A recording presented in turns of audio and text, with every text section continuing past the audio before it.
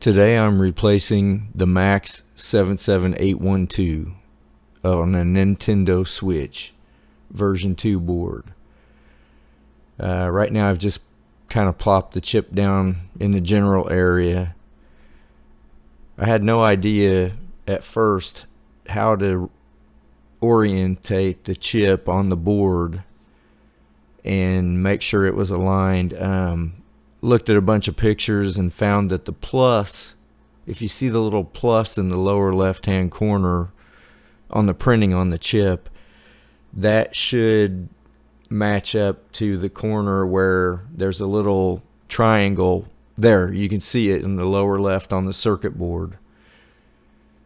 So you want to make sure you position the plus near the triangle.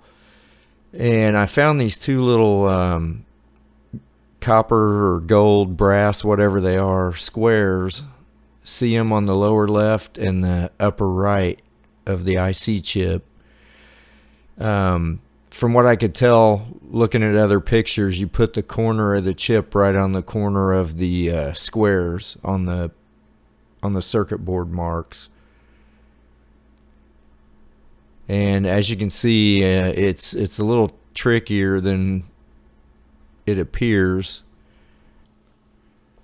One of the problems that I noticed is that everything, all these small components are covered in flux. The circuit board has flux on it.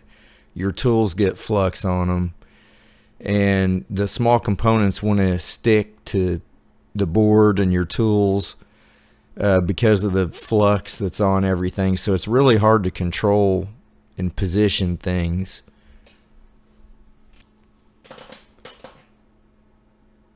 You might notice there's two small 0201 components that are missing underneath the IC chip. You can see the pads there.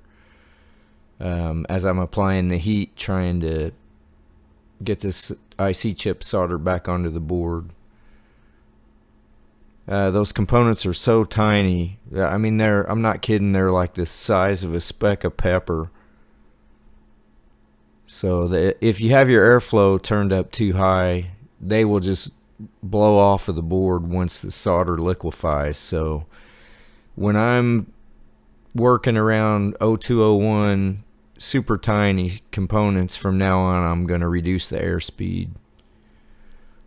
I just added some flux, hoping to get this IC chip to set into position a little easier. You'll see in a minute, I try to nudge it to see if it'll if the surface tension will pull it back, and I pushed it a little bit too far. So I'm hoping that the solder balls are not shorted underneath there whenever I go to test this. I think it'll be okay, but I'm not so sure. Not 100%.